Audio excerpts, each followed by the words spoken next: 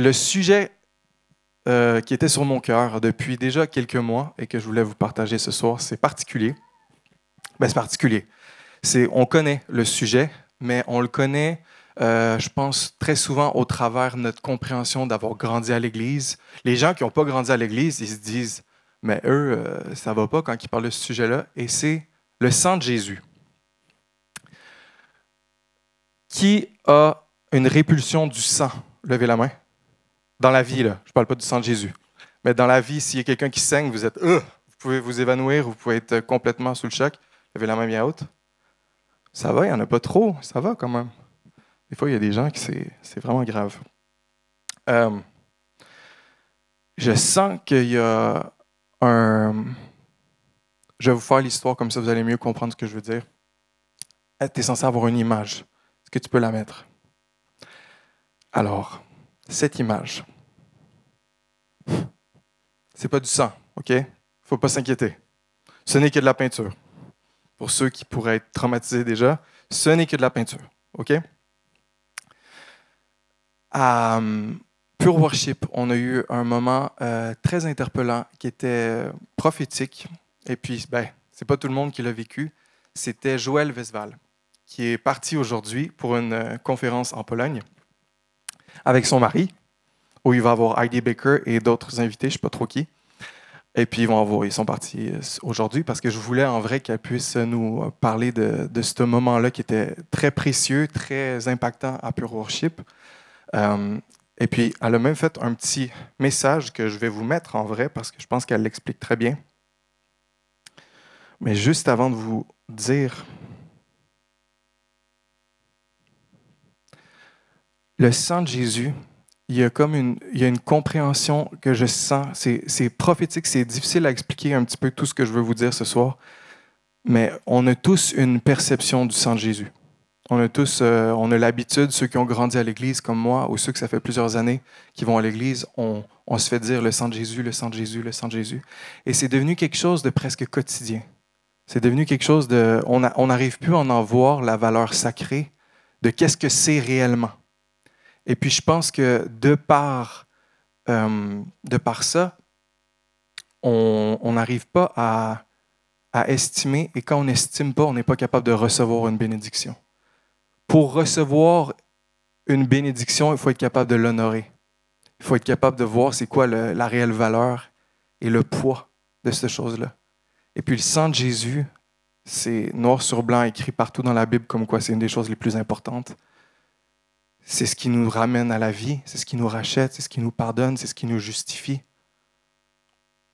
Mais je pense qu'on a une habitude dans le monde dans lequel on vit où est-ce que le sang de Jésus, on le chante dans nos chansons et puis on le prie. Mais il y a toute la dimension réelle de la valeur du sang qui a été versé pour nous, qui a besoin de revenir, je pense, dans nos vies. Et puis je pense que quand on va le comprendre et quand on va le recevoir, cette dimension-là, quand on va être capable de l'incarner, l'Église va rentrer dans une autre dimension. Parce que je crois que Dieu, il veut déjà que son corps ait choisi la marche de Jésus, qu'il ait choisi sa marche, ses souffrances, sa mort et sa résurrection et d'être co-glorifié avec lui. Et puis c'est dans ces dimensions-là que le sang de Jésus prend toute son importance et c'est là qu'on est capable de manifester la bénédiction que le sang est censé être dans notre vie. Je vais en parler plus, mais je vais juste vous dire, je vous mets un peu le vocal de ce que Joël a vécu à ce moment-là, la peinture, OK? Déjà, je vais peut-être juste vous dire, je suis rentré, j'étais juste là, puis le Saint-Esprit me dit, va dans le local peinture. Donc là, je ne me pose pas de questions, je vais.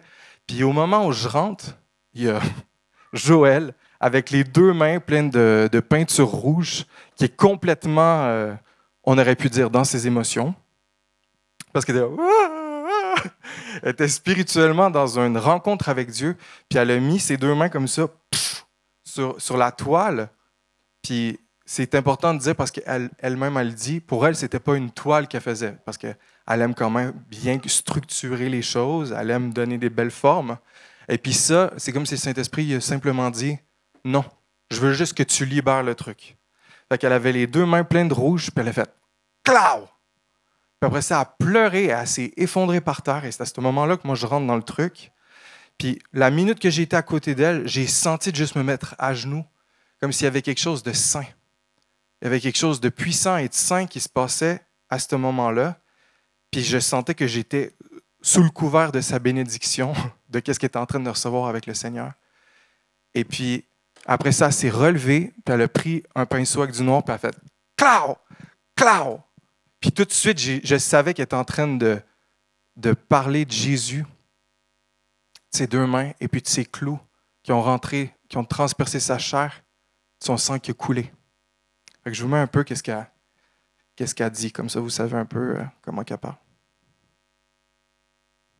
Est-ce que tu peux allumer le pad, s'il te plaît?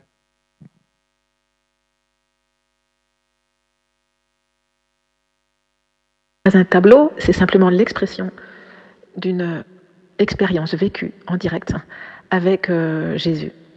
C'est un tableau que j'appellerais expérientiel. Donc je me suis retrouvée avec du sang sur les mains, le sang de Jésus sur ma main. Évidemment que c'était symbolisé par la peinture, mais c'était clair pour moi que ça représentait symboliquement le sang. Et cette rencontre avec Jésus crucifié a été bouleversante au point que je me suis effondrée devant cette représentation picturale du sang versé de Jésus. Et c'était une expérience qui a touché le plus profond de mon cœur.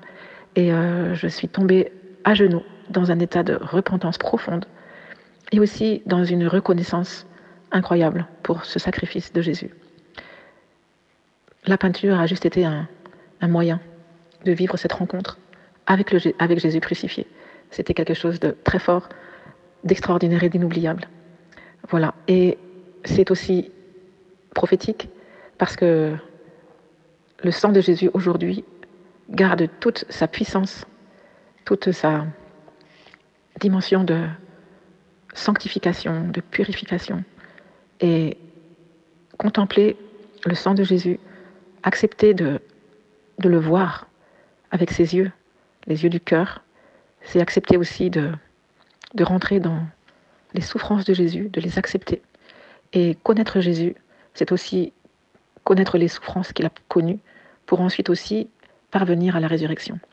Donc je pense que c'est une expérience qu'on est tous appelés à vivre et à revivre. C'est d'accepter de faire face à ce sang de Jésus et accepter aussi de le vivre dans notre chair. Je ne sais pas de quelle façon ça sera, mais voilà, c'est un chemin à suivre pour tous ceux qui choisissent Jésus comme maître, comme sauveur et comme Seigneur. Et puis elle a rajouté, juste rajouter que je n'ai pas choisi de vivre ce moment. C'est poussé par une injonction intérieure que je suis rentré dans cette expérience. Jésus a choisi de me rencontrer de cette façon-là. Il a utilisé mon langage pour toucher mon cœur. Et puis,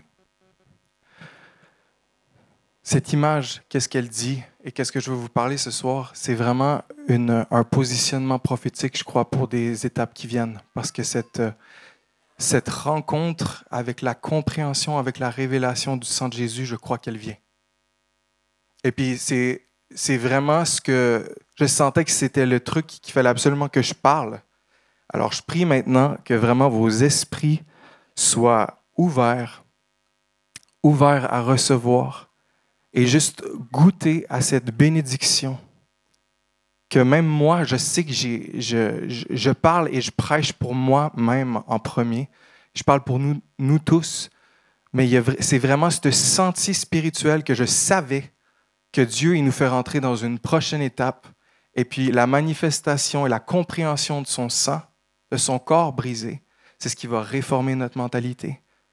On est de plus en plus dans une église qui ressemble beaucoup à la société. Soyez pas conformés au monde présent, mais tristement de plus en plus, l'église, je ne parle pas du Gospel Center, je parle de l'église en général, le monde, on est en train de s'attirer, on devient tiède, on devient mélangé à des trucs que le monde y font et on perd la pleine compréhension de la puissance de l'Évangile. Et puis, j'avais Stéphanie Gretzinger qui disait un truc, je trouvais que c'était tellement puissant. Les gens, elle disait, puis c'est même mon envie, alors que je voulais prêcher, j'ai pas envie de vous donner plus de concepts. J'ai pas envie de vous donner mes opinions. Parce que c'est vrai, j'en ai des tonnes de trucs que j'ai vécu avec Dieu. J'ai des tonnes de révélations tout seul avec lui qui ont transformé, qui me réforment de l'intérieur constamment. Mais si je viens ici pour vous parler de ça, je ne suis pas en train de vous amener nécessairement vers lui. Je peux juste vous donner des concepts qui ne changeront pas votre vie. Et puis je crois qu'on a tous une responsabilité d'être capable de revenir à l'Évangile simple. Puis l'Évangile simple, ça fait le sang et le corps de Jésus brisé, ça fait simplement partie de ça. Et puis en ce moment, je veux juste que vous puissiez tous prendre un temps dans votre propre cœur pour... c'est quoi la bonne façon de le dire? Pour remettre en cause votre vision présente du sang de Jésus.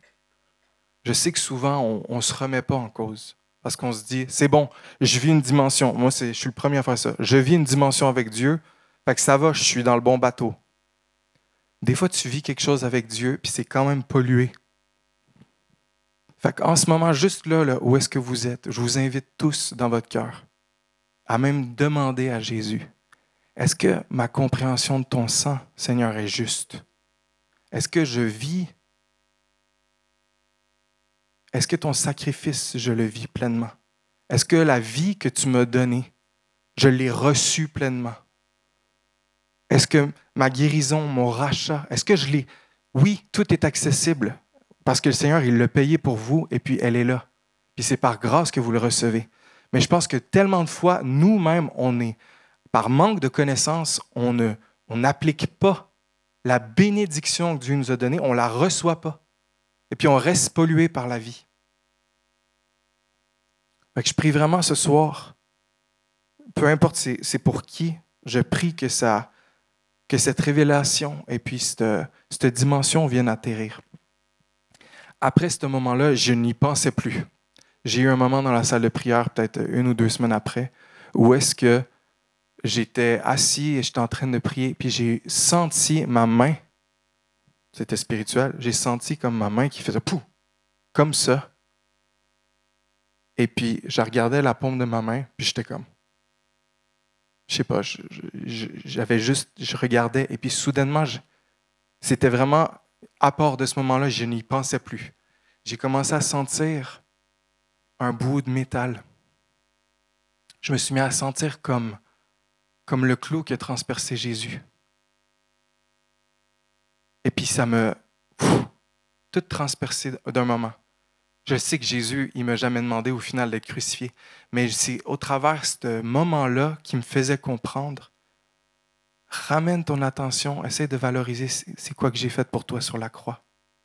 Puis juste de sentir ce bout de métal dans la paume de ma main qui pourrait me transpercer d'un moment à l'autre, ça m'a comme donné un coup de « wow!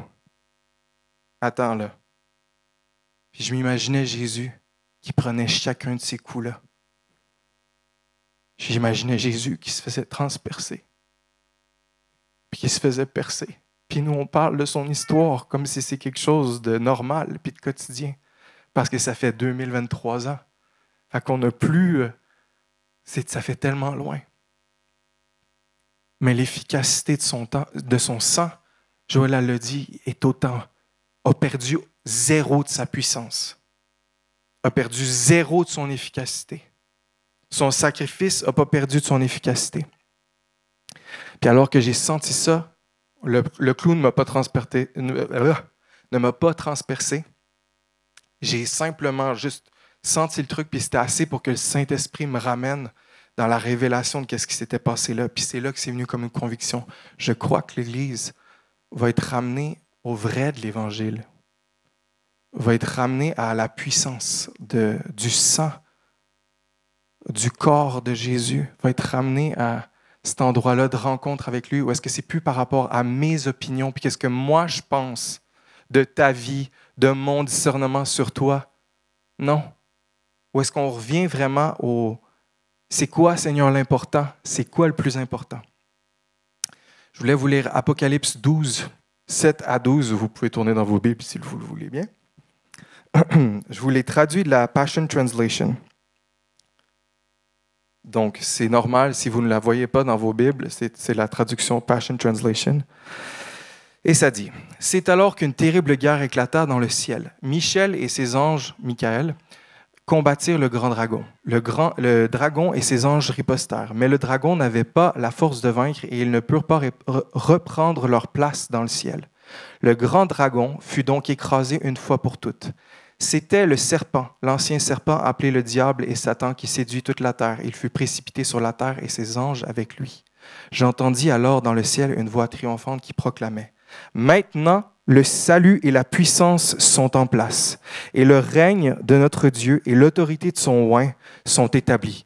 Car l'accusateur de nos frères et sœurs, qui les accusait sans relâche, jour et nuit devant notre Dieu, a été vaincu, chassé une fois pour toutes. Ils l'ont vaincu complètement par le sang de l'agneau. Ils l'ont vaincu complètement par le sang de l'agneau. Qui sait que votre ennemi principal dans cette vie, c'est Satan?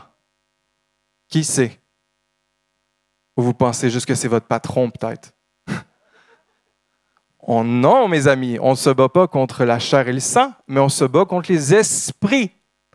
Et puis, tous les esprits malveillants qui sont en train de s'animer chez certaines personnes, peut-être contre vous, que vous pouvez vivre comme de la persécution. Et des fois, c'est même pas de la persécution contre vous. Des fois, c'est peut-être juste vous qui avez un esprit de rejet ou qui attise des trucs. C'est un autre chapitre. Mais tout ça pour dire que... Je disais quoi? C'est Satan notre ennemi. Et puis, on a fait une belle étude dans le parcours d'adoption où est-ce que ça disait justement le transfert d'alliance. Et puis, quand il y a un transfert d'alliance, c'est ce que Jésus a fait avec nous, on reçoit sa force et nous, on s'accroche à sa force. Mais il y a aussi un échange d'ennemis. Je veux dire, Satan, c'est notre ennemi depuis le début. Mais à la minute que tu engages avec Jésus, il devient officiellement ton ennemi. OK? Donc, l'ennemi de nos âmes. La seule chose qui les ont amenés à vaincre complètement, c'est le sang de l'agneau et la parole puissante de son témoignage. Ils ont triomphé parce qu'ils n'ont pas aimé leur vie et ne s'y sont pas accrochés à leur propre vie, même face à la mort.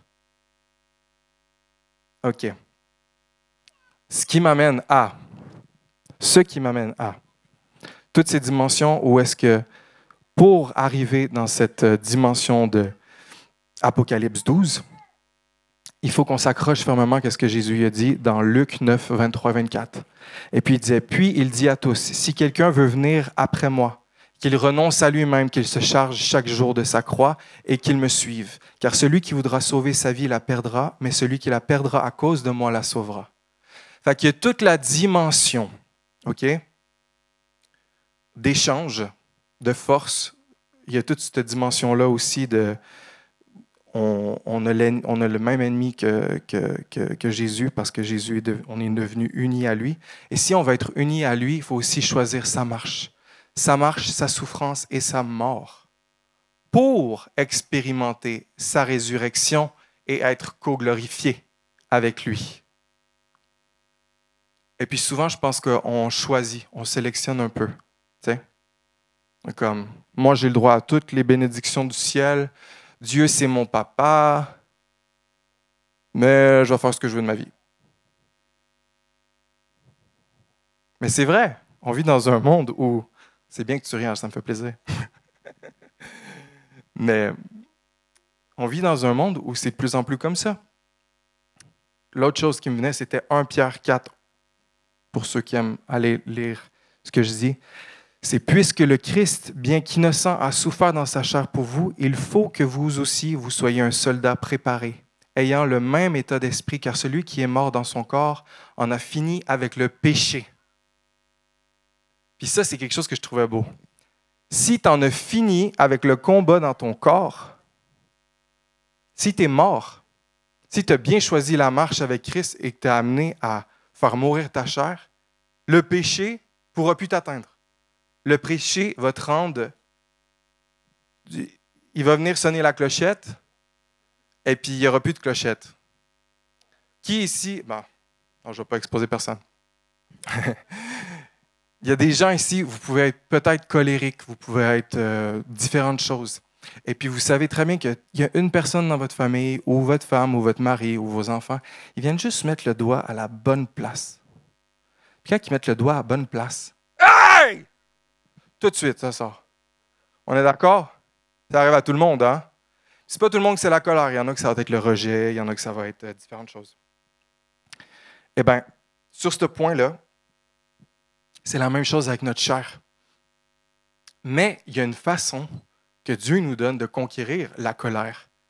Moi, il y a des choses qu'avant, certaines personnes, ils venaient me voir, puis ils savaient. Ils venaient peser sur mon bouton de façon intentionnelle. Ben, peut-être pas intentionnelle, mais en tout cas, ils cherchaient une réaction, ça c'est sûr. Et puis aujourd'hui, sur certains, je suis loin d'être parfait, mais sur certains points, je ne réagis plus. Gloire à Dieu, hein? Puis c'est pas parce que je suis endormi ou que je me suis engourdi ou que je me suis détaché de ça. C'est simplement parce que Jésus l'a complètement guéri. OK? C'est la même chose pour votre chair. Il y a un moment donné, vous allez être capable de la mettre à mort au travers de ce que Jésus dit. Et si elle est mise à mort, vous allez être sans réponse quand le péché va venir. Ça vous alertera même plus. Vous allez rester dans la dimension du Père, vous allez rester dans cette face-à-face-là, d'être comme Christ. C'est fou, hein? Fait que, c'est ce que j'aime de ce passage-là. Et puis, ceux qui sont morts dans leur corps en ont fini avec le péché. Vivez donc le reste de votre vie terrestre sans vous préoccuper des désirs humains, mais en vous attachant à ce qui plaît à Dieu. Parce que vous avez déjà passé assez de temps à faire ce que les incrédules aiment. Vivre dans la débauche, la sensualité, les fêtes, l'ivrognerie, les beuveries sauvages, le culte des démons qui est aussi l'idolâtrie. OK? Fait qu'on devrait tous en avoir fini avec ça. Je vous fais un peu aussi ce message-là, je mélange un peu toutes mes pensées, mais je vous fais ce message-là, je sais que c'est l'été, et puis durant l'été, il y a beaucoup de choses qui remuent, on vit un peu la vie comme elle vient, et puis souvent nos pires penchants ont tendance à ressusciter l'été, parce qu'il fait beau, parce qu'on relaxe. Puis je suis le premier qui aime s'amuser, hein, vraiment. Mais j'essaie toujours de trouver c'est quoi le mélange entre la joie, qui est éternel, qui fait que je reste quand même mort à ma chair. Et je vous le dis, je prêche à moi-même vraiment, hein, tout ce que je dis. Est-ce que ça parle à quelqu'un, qu'est-ce que je dis? Hallelujah! Alors, j'aime bien parce que ça dit, tu sais quand ça dit dans 1 Pierre 4, il faut que vous aussi, vous soyez un soldat préparé, comme Christ. Soldat préparé. Est-ce que quelqu'un ici pourrait me dire, OK? Un soldat. En recevant, est-ce qu'il reçoit un beau petit certificat du général qui lui dit « Nous te garantissons que tu ne mourras pas. » Hein? Est-ce que ça l'arrive, ça? Allez, je t'enrôle dans l'armée française. Je te promets une place, tu mourras jamais. Justement, en vrai, en s'engageant dans l'armée, l'une des conditions préalables est d'affirmer la possibilité qu'il puisse être tué. On s'entend? C'est les premiers, ceux qui sont dans l'armée, qui sont enrôlés, c'est les premiers qui vont prendre le coup pour nous, ou pour les autres, ou pour leur famille, et qui vont mourir. Moi, laissez-moi vous dire, ceux qui Satan y craint le plus, c'est ceux qui sont prêts à mourir. Pas ceux qui veulent mourir. Hein? Il y a une énorme différence. Mais ceux qui ont vécu cette marche-là et puis qui ont choisi de donner leur vie, le droit de leur vie à Jésus au point d'être prêts à que je vive ou que je meure, ça ne me dérange pas, Seigneur, je vis pour toi. Et je vais faire et je vais aller où est-ce que tu veux.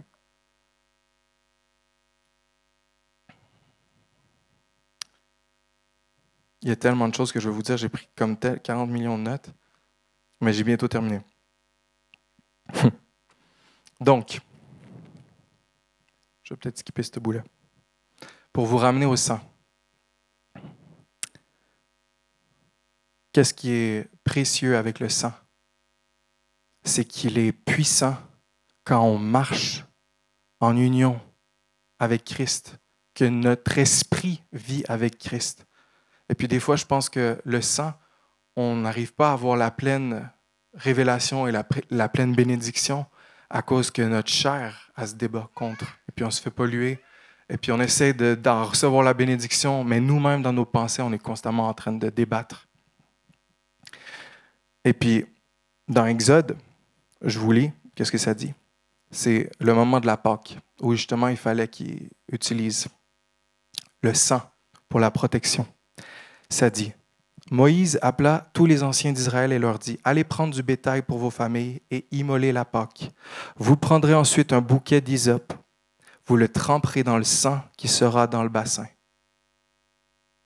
Je lis ce livre-là en ce moment et puis c'est excellent parce que dans le fond, qu'est-ce que ça dit? C'est que le sang il était tellement précieux qu'il ne pouvait pas tomber par terre.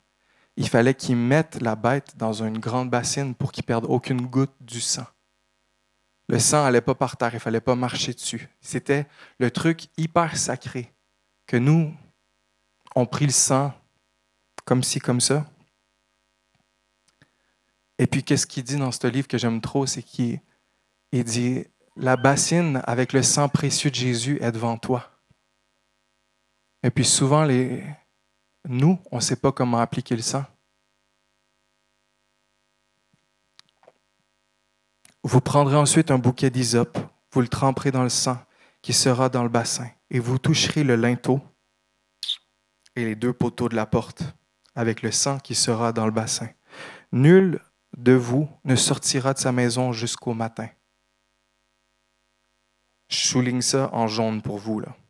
Nul de vous ne sortira de sa maison jusqu'au matin. Quand l'Éternel passera pour frapper l'Égypte et verra le sang sur les linteaux et sur les 2 poteaux, l'Éternel passera par-dessus la porte et il ne permettra pas aux destructeurs d'entrer dans vos maisons pour frapper. C'est quoi qui vous protège? Le sang. Qu'est-ce qui arrive si le sang est sur les linteaux et sur les poteaux et puis que tout le monde est sorti de la maison? Ça ne sert à rien. Ça protège la maison. Ça protège les enfants qui sont dans la maison. Ce qui m'amène au point, le sang, il est précieux, oui. Et puis le sang, sans obéissance, n'aura pas de puissance. C'est pas parce qu'il n'est pas puissant. C'est parce que ta désobéissance fait que tu te positionnes à l'extérieur de la protection. Vous voyez bien l'image. Vous sortez de la maison, la nuit, il y a des loups, ils vont vous bouffer. Vous restez dans la maison, couvert par le sang, l'Éternel le dit, il ne vous touchera pas. Combien d'entre nous, on sort de la maison? Et puis on sort et puis on se dit, puis c'est inconscient, puis il y a des subtilités à ce que je dis. On sort puis on se dit, c'est bon, le sang de Jésus est sur moi. Et puis il n'y a rien qui va me toucher pendant que je marche à l'extérieur. Si c'est la mission que le Seigneur t'a donnée, oui et amen. Mais en vrai, si l'obéissance qu'il te dit, c'est que tu restes dans la maison jusqu'au matin, c'est ça ta protection, puis que toi tu sors, ben tu es à découvert, mon ami. Et puis c'est pas parce que le sang de Jésus n'est pas puissant, c'est parce que toi, tu as perdu la notion de ce qui est sacré. Tu as perdu la notion de ce qui est puissant et véritable, qu'est-ce qui te garde.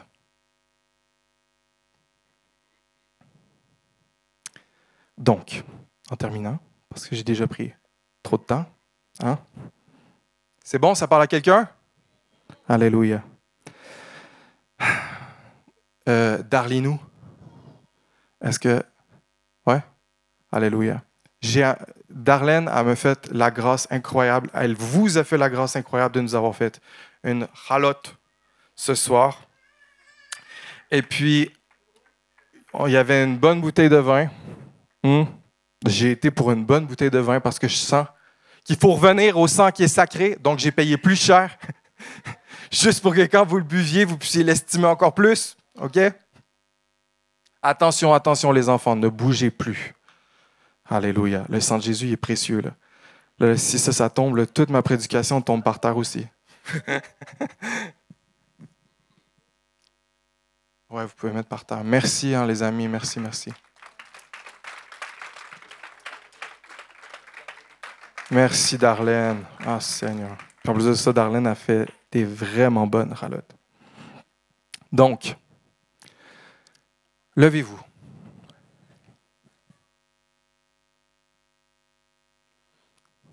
J'ai dit beaucoup de choses. Puis c'est toujours mon challenge quand je fais la prédication parce que je dis, mais en vrai, c'est le truc qui est en dessous que j'ai envie qu'on tape dedans. Mais c'est comment qu'on fait pour faire vivre une révélation, mis à part le Saint-Esprit qui peut le faire. Moi, je ne peux pas rien faire. Ce que j'avais à cœur ce soir, c'est juste de vous dire ce que le sang fait, OK, pour nous. Il est la rédemption. Il nous pardonne, il nous rachète, il nous purifie, il nous justifie, il nous sanctifie et il nous donne la vie.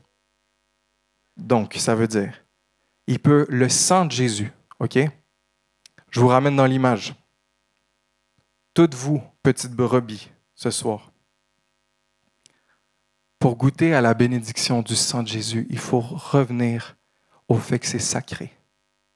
Il faut revenir au fait que dans ton cœur, tu valorises le sang de Jésus.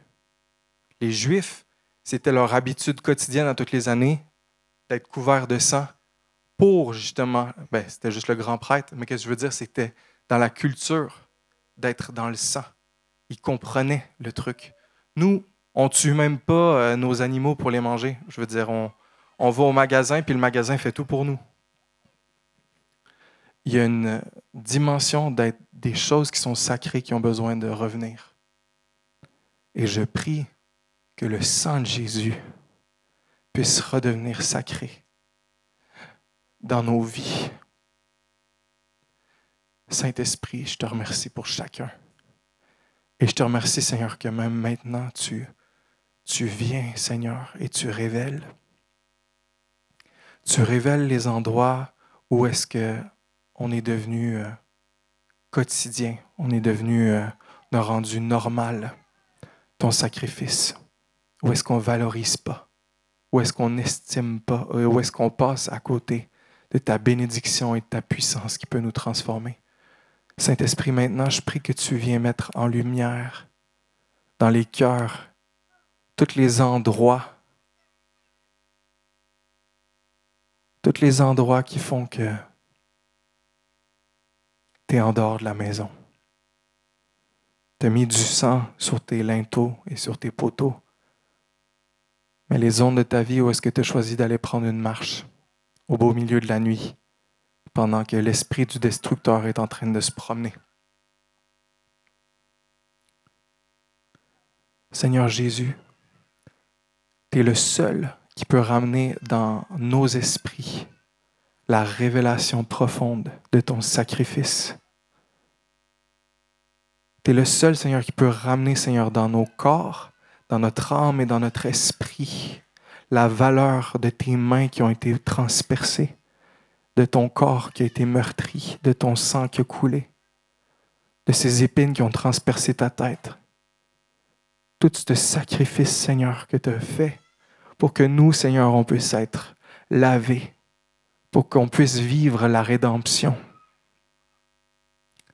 Je veux dire ce soir, alors que vous mettez vos cœurs disponibles devant le Seigneur, que son sang peut amener une rédemption dans ta vie.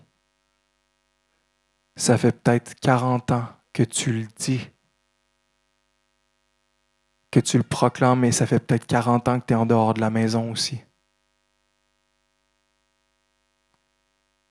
Ce soir, je veux juste ramener les choses dans l'ordre et ramener dans votre esprit, dans votre intelligence, la puissance du sang. Le sang de Jésus, il peut racheter ta vie. Les ondes qu'on t'a volées. Le sang de Jésus, il peut te pardonner et il peut pardonner les gens au travers de toi. Le sang de Jésus, il peut te purifier. Et purifier, ça veut aussi dire être ramené pur dans son essence. Ça veut dire que toutes les perversions, toutes les torsions que tu vis, le sang de Jésus peut te ramener à son plan originel pour toi, à ta couleur originelle, à ta personne originelle. Le sang de Jésus, il te justifie, ce qui veut dire qu'il n'y a plus personne qui peut t'accuser, ce qui veut dire qu'il n'y a plus personne qui peut te toucher. Si tu continues de te faire persécuter, tu n'as pas encore vécu le sang de Jésus qui te couvre. Tu l'as peut-être vécu, puis c'est sûr que l'ennemi revient et il tape C'est sûr, c'est son but. Il va tout faire pour que tu lui réouvres la porte. Mais le sang de Jésus, il peut t'amener dans une paix et il peut t'amener dans une joie que tu ne connais pas encore. Le sang de Jésus, il peut te sanctifier, il peut te rendre saint. Saint, ça veut aussi dire spécial. Le sang de Jésus, il peut te ramener saint, spécial.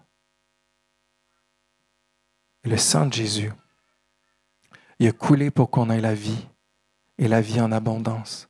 C'est ce que je trouve spécial là-dedans. C'est qu'on parle de mort, choisir la marche de Jésus, ce qui veut dire la souffrance et la mort. Mais c'est la mort qui donne la vie.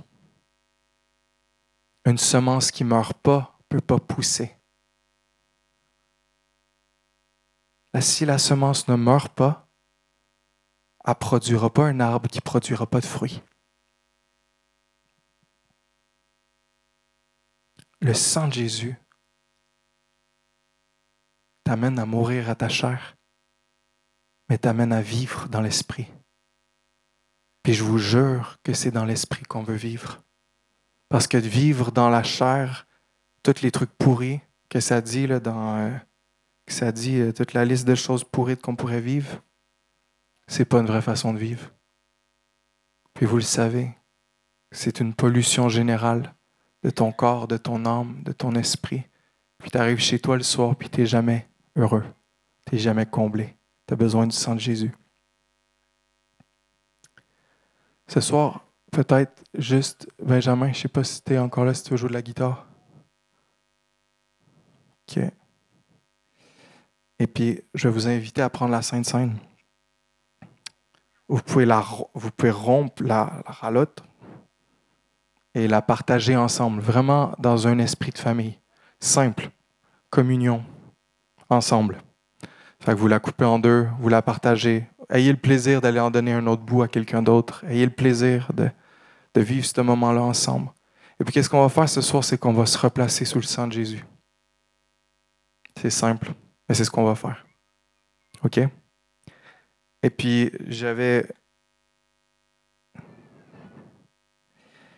une attention particulière pour ceux qui se déprécient, ceux qui se sous-estiment.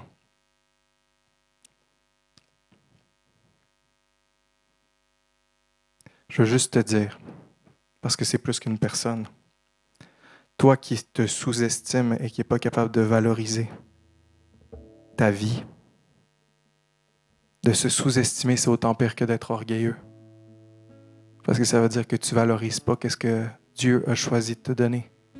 Si Dieu le Père a choisi de faire couler le sang de son Fils pour que toi tu sois racheté, mais t'es qui pour te regarder en te disant que t'es misérable? T'es qui pour te dire que tu ne vaux pas la peine? T'es qui pour te détester pendant que l'amour de Dieu te choisit? Et puis tous ceux qui souffrent d'être sous-estimés que tu t'aimes pas. J'appelle le sang de Jésus sur toi aujourd'hui. Celui qui te libère de tes prisons, de ton rejet. Alors simplement, vous pouvez venir prendre la Sainte Seine, la partager ensemble. Venez. Et puis, il faut toujours qu'il y en ait un qui brise le truc, mais inquiétez-vous pas, c'est pour vous, c'est pas empoisonné. Partagez-la. Puis oui aussi, je veux dire le passage dans la Bible qui dit, si tu le sais que dans ton cœur, tu n'es pas en paix avec le Seigneur, avant de prendre la Sainte Seine, mets-toi devant lui, confesse qu'est-ce qui se passe. Redeviens un avec le Seigneur avant de prendre la communion. OK? Pour ceux qui sont en live, vous pouvez aller chercher les éléments et vous avez la grâce de pouvoir mettre sur pause, donc il n'y a pas de problème. Rien ne peut sauver mon âme, rien que le sang de Jésus. Pour elle, je ne réclame que le sang de Jésus, précieux sang de l'agneau, qui me donne un cœur nouveau, rien d'autre je ne veux plus, rien que le sang de Jésus. Je ne veux pour ma justice rien que le sang de Jésus, qui me rendra Dieu propice, rien que le sang de Jésus. Oui, précieux sang de l'agneau, qui me donne un cœur nouveau. Oui, rien d'autre je ne veux plus, rien que le sang de Jésus. Je n'ai pour toute espérance rien que le sang de Jésus. Pour appui, pour confiance, rien que le sang de Jésus. Oui, précieux sang de l'agneau, qui me donne un cœur nouveau. Oui, rien d'autre je ne veux plus, rien que le sang de Jésus. Oui, précieux sang de l'agneau, qui me donne un cœur nouveau. Oui, rien d'autre je ne veux plus, rien que le sang de Jésus. Merci Jésus.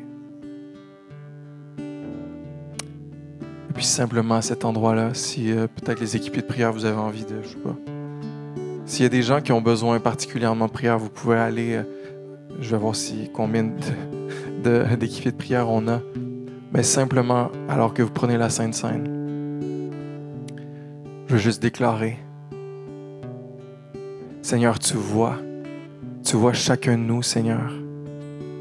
Et alors que tu fais grandir, Seigneur, cette estime et cette compréhension de ton sang, Seigneur, et de ton corps brisé pour nous. Seigneur, j'appelle cette révélation à venir, Seigneur, dans une profondeur nouvelle qui va révolutionner, réformer ton Église, Seigneur. Que notre esprit, Seigneur, puisse s'aligner avec ce que tu fais et qu'on puisse valoriser, Seigneur, la précieuseté de ton sacrifice pour nos vies. Et puis maintenant, dans le nom puissant de Jésus,